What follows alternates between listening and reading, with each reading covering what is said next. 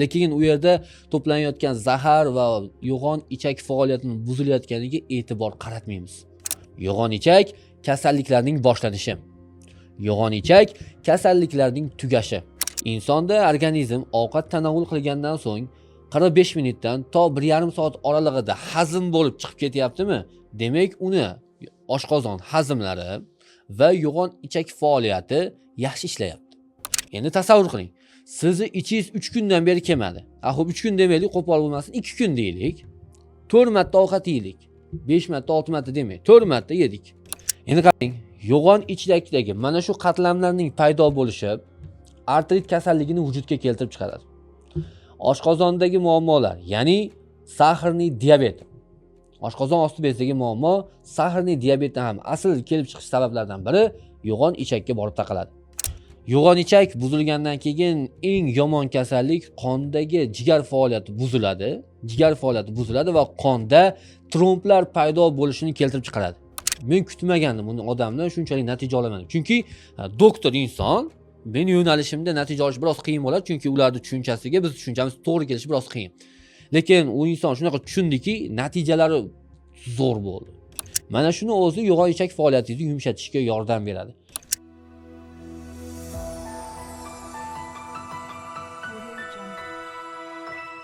Assalomu alaykum azizlar. Men Azim Rahmatulloh bugun sizlar bilan hayotimizda deyarli e'tibor bermaydigan kasallik, ya'ni nima u?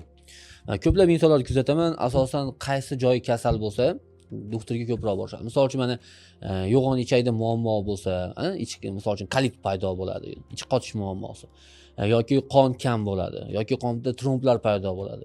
Bizni bezovta qilmayaptimi? Demak, biz doktorga muhtoj emasmiz degan tushuncha bilan yashaymiz. Va bu bizni kasalliklarni tubiga tushib ketishimizga majbur qiladi. Misol uchun juda ko'pchilik insonlar keladi, mana aksariyat insonlar ko'z kasalligi, yuqorida aytib o'tganimdek jigardagi muammolar yoki yo'g'on ichakdagi muammolar bo'yicha kelishadi. Vaholanki ularni biron marta bu kasallik bezovta qilmaydi. Nimaga? Ichingiz qatiyotgan bo'lsa aytasiz, "Qatiyapti, hech narsa emas", chunki u og'rimayapti-da.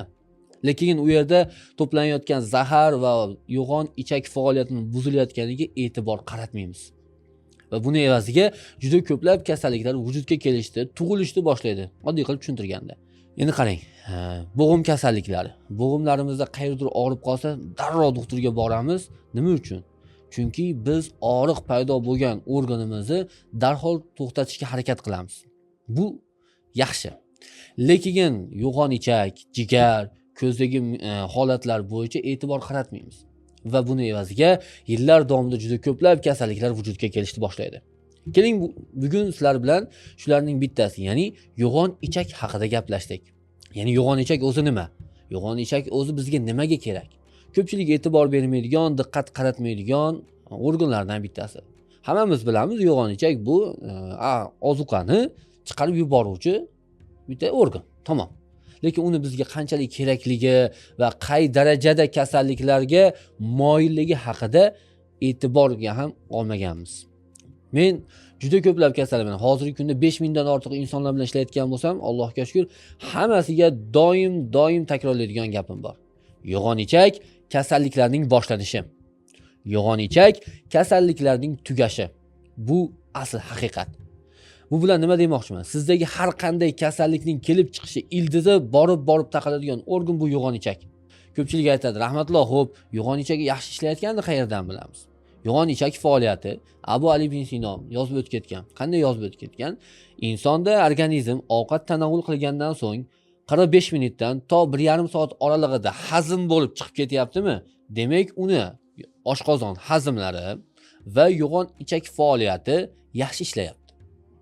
45 minutdan tez bo'lyaptimi? Demak, u insonda hazm tizimi va yo'g'on ichak buzilgan. Agar undan sekin, misol uchun mana ko'pchilik keladi, "Rahmatulloh 3 kunda bir keladi ichim" deydi. Ba'zilar bor, mana shu kursda men hayron bo'ldim. Bittasi aytayapti, "Rahmatulloh, to'g'risini aytaman, ichim 6 kunda kelar" deyapti. Men hayron bo'lib qarayman. "Opa, necha mahal ovqat yeysiz?" desam, "1-2 mahal yeyman. Ertalab uncha ovqat yemayman, lekin obedda kechqurun yeyman" deyapti. "Uchi ketmaydimi?" O'zi ham "Kelmaydi, rahmatulloh" deyapti. Qarangda, bu hisob-kitobga ham to'g'ri kelmayapti-da. 6 kun davomida 12 mahal ovqat yegan, lekin bir marta axlat bo'lib chiqib ketyapti. ungacha bo'lgan axlatlar qayerda qolyapti? Nima deb o'ylaysiz? Va biz bunga e'tibor qaratmaymiz. Keldi ishlayapmiz. Hozirgi kunda rahmatulloh men og'ir yurardim. Xuddi 1 tonnali odamga o'xshab, o'zi ozg'in, lekin 1 tonnali odamga o'xshab og'ir bosardim. Ichki kelishdagi holatim o'zgardi, yengil bo'lib qoldim deb ta'kidlayapti. Demak, bizni tanamizda ruhiy holatimiz va tanani og'ir bo'lib qoldim deyshadi-yu, shu insonlarning ham kasalligi o'zi asli o'sha yo'g'on ichakda. Qani mavzuga qaytamiz. Ya'ni yo'g'on ichak. Demak, 45 minut oralig'ida keladigan bo'lsa ham yo'g'on ichak buzilgan, undan sekin kelsa ham yo'g'on ichak faoliyati buzilgan hisoblanadi. Endi qarang, demak sizni ichingiz 2 kunda kelyapti, 2 kunda bir kelyapti, misol uchun. Va endi nima paydo bo'ladi? Ovqat hazm bo'ldi. Misol uchun hazm qiladigan organlarimiz ingichka ichak, o't qopi, oshqozon. Ular hazm qilib yo'g'on ichakka ovqatni o'tkazib berdi.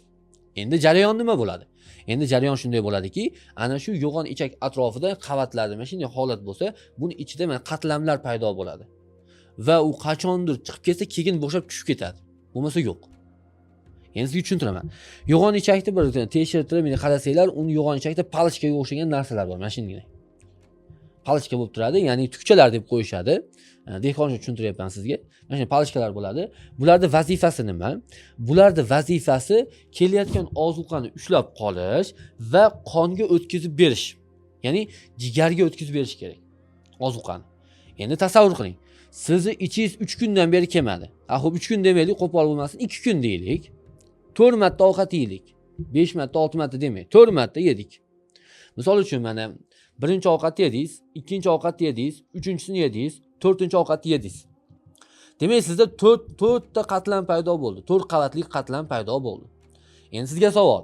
Mana yangi yegan ovqatingizni mana qon so'rib oladimi yoki 2 kun oldingimi? To'g'ri? Ya'ni 2 kun oldingi birinchini so'rib oladi. Endi savol, bu birinchidagi 2 kun davomida nimaga aylangan? U o'zining tabiiy holatini saqlab qoldimi? Bilsanglar, hozirgi kunda juda ko'pchilik o'sha internet tarmoqlarini portlatdi. Nima portlatdi? Ovqatdan keyin meva yema, u achib qoladi. Deyarli hammangiz ko'rdingiz. Xo'p, oddiy meva ovqatdan keyin yeyilsa, shu 15-20 minut oralig'ida, 1 soat oralig'ida achitqiga aylanib, u zararli bo'lar ekan. Endi tasavvur qiling, 48 soat turgan boshqa ozuqa nimaga aylanishi mumkin? Ya'ni toksinlarga, keraksiz bakteriyalarga, mikroblarga aylanishni boshlaydi.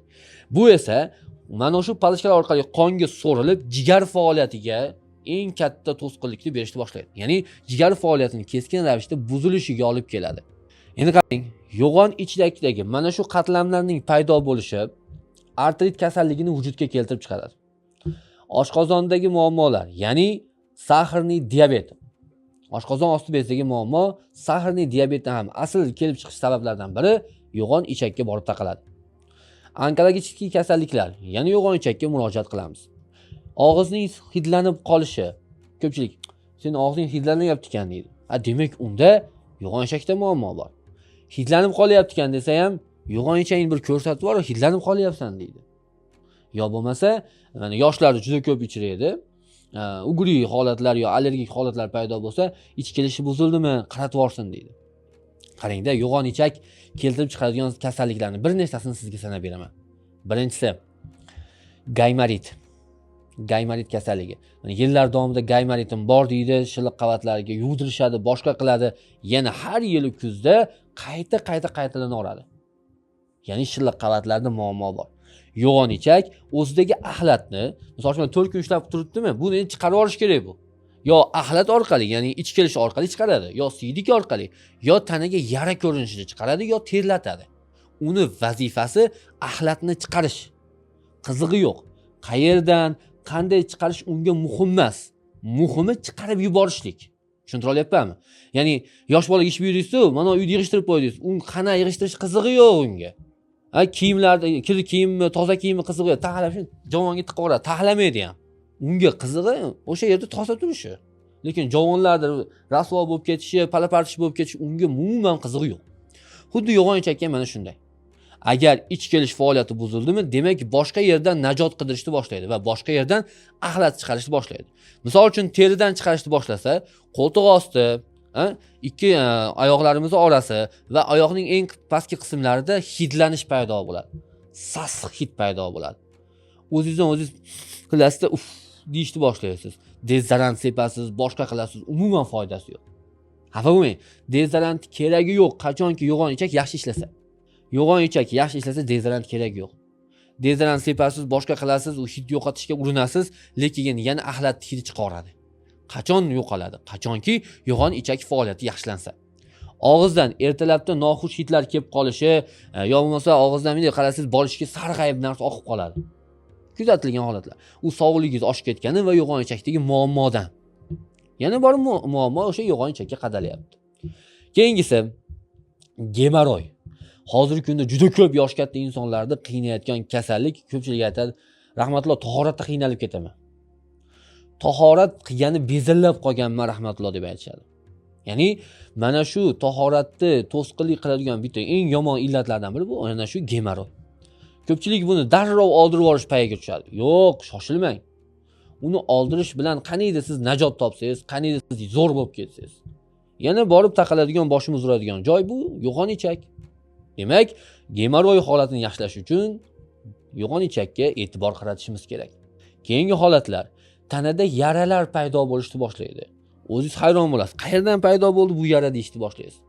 Dori olasiz, maz borasiz, yo ko'shinniga borasiz, dori yozdirasiz, dori surkab yurasiz. Lekin yo'qolmaydi. Yo'qoladi vaqtinchalik. Ya'ni qaytadan paydo bo'laveradi. Men oddiy tushuntiraman insonlarga. Tasavvur qiling, mana hozir devor. Tasavvur qiling. Bu yer sho'rlab qolgan. Mana shu yerda sho'rladi. Men buni aboy qilyapman. Yo'qoladimi? Yo'q. Travertin qildim. Yo'qoladimi? Yo'q. Qachon yo'qoladi? Qachonki bu yerni buzib, qaytadan qurilsa, yog'ishi urilsa, keyin yo'qoladi. Ungacha yo'qolmaydi. Bizning tanamizning ichki qavati ham shunaqa. Ichki tanani holatini yaxshilash uchun esa yo'g'on ichak faoliyatini to'g'rilash shart. Yo'g'on ichak yaxshi bo'ladi, keyin shilliq qavatlar, tanaga chiqayotgan o'sha yaralar yo'qolishni boshlaydi. Keyin kasallik. Yo'g'on ichak buzilgandan keyin eng yomon kasallik qondagi jigar faoliyati buziladi. Jigar faoliyati buziladi va qonda tromblar paydo bo'lishini keltirib chiqaradi. Bu esa infarktdan tortib insult holatlarigacha olib borishi mumkin. Bu o'ta xavfli holat. Nimaga? Chunki yo'g'on ichak axlatni qonga singdirib yubordimi? Jigar agar yaxshi ishlasa, ha xo'p, u tozalay oladi. Lekin o'zini o'zi zo'rg'a tozalayotgan yerda 2 baravar hissa yuk kelyapti. U qaysi biri yurgizsin? Mana hozirgi kunda juda ko'p insonlarda davleniya, infarkt holatlari, insult holatlari, yuragida muammolar, hammasi keltirib chiqaradigan narsalar ana shu qondagi tromblar. Biz nima qilamiz? Qonni birpas yug'dirtiramiz, qonga dori olamiz, ukol olamiz, bir oy zo'r yuramizda yana axlat birpasda paydo bo'ladi. Mana ko'pchilik keladi, aytadi, rahmatulloh shu kelinim jonga tegdi. Har 3 oy, har 4 oyda doktorga boradi. Qonini tozalatgan, qonga ukol olgan, boshqa qilgan, xafa bo'lmang, keliningiz yoqmay qolyapti-yu. U becharaning aybi nima? Noto'g'ri lecheniya qildirayotgan siz bo'lsangiz, u lecheniya siz aytganingizni qilib olayotgan bo'lsa, unda ayb yo'q-u. Mana shu holatlarga ham e'tiborli bo'ling. Homilador bo'layotgan ayolning birinchi navbatda ich kelishi juda zo'r holatda bo'lishi shart va undan keyin qon. Chunki ich kelish normal holatda bo'ladi, tana yaxshi tozalanadi, moddalar almashuvi yaxshi bo'ladi, keyin yo'g'on ichakdan kerakli ozuqa qonga o'tadi va qon buni bemalol o'sha homiladagi bolaga yetkazib beradi. Biz lekin unga deyarli e'tibor qaratmaymiz. Ya'ni yo'g'on ichakka. Yo'g'on ichak biz uchun keraksiz bir qutiga o'xshagan. Ya'ni xonamiz bir burchagida turadi, ishimiz bo'lmaydigan organ. Chunki u og'rimaydi-da. Og'riydi, qachondir shilliq qavatlari yallig'lanish paydo bo'lgandan keyin, og'riq berishni boshlagandan keyin yoki buralib qoladi yo'g'on ichak, ana shunda og'riqni sezishingiz mumkin. Burchakda buralib qoladi, ashunda bo'ladi. Ungacha sizni bezovta qilmaydi u. Unga qizig'i yo'q. Baraka topkunlar, iltimos sizlardan diqqatli bo'ling. Yo'g'on ichak keltirib chiqaradigan kasalliklar nihoyatda ko'pki, uni siz tasavvur qila olmaysiz. Yo'g'on ichak, ya'ni ichak faoliyati 70% immunitet. Ya'ni immunitetimizga javob beradi. 70% immunitetimizga. Siz tasavvur qila olasizmi? Ya'ni ichak faoliyatlari, yo'g'on ichak faoliyatlari 70% immunitetimizni paddeshka qilib beradigan organ hisoblanadi. Lekin bizga uni qizig'i yo'q, e'tibor qaratmaymiz. Bugundan boshlab yo'g'on ichakka e'tiborli bo'ling. Bugundan boshlab yo'g'on ichak faoliyatiga diqqatliroq bo'ling. Endi aytishingiz mumkin, rahmatulloh shuncha ma'lumotni berding, nima tavsiya qilasan? O'zi natijam bormi deyishingiz mumkin. Ha, albatta bemalol ayta olaman, baralla ayta olaman. Nimaga? Chunki bizda yaqinda shu 2 oy oldin Samarqanddan bitta bemor keldi. O'zi kardiolog, yurak doktori. Qo'lida psoriaz, ya'ni yaralar toshib ketgan. Endi u odamni gapidan men shunchaki maza qilyapman. Nima deyapti? Rahmatulloh, sizni yo'nalishingizni oldida meditsina hayratda, tamom, qo'l ko'taraman deyapti. Yurak qon tomir tiqilishlari bo'yicha men hozir sizdan shunaqa zo'r narsalar o'rgandim, tamom, dahshat deyapti. Va o'zida shunaqa natija bo'ldi. Men kutmagandim uni odamdan shunchalik natija olaman. Chunki doktor inson, men yo'nalishimda natija olish biroz qiyin bo'ladi, chunki ularning tushunchasiga biz tushunchamiz to'g'ri kelishi biroz qiyin. Lekin u inson shunaqa tushundiki, natijalari zo'r bo'ldi. Juda ham zo'r bo'ldi. Nima bo'ldi?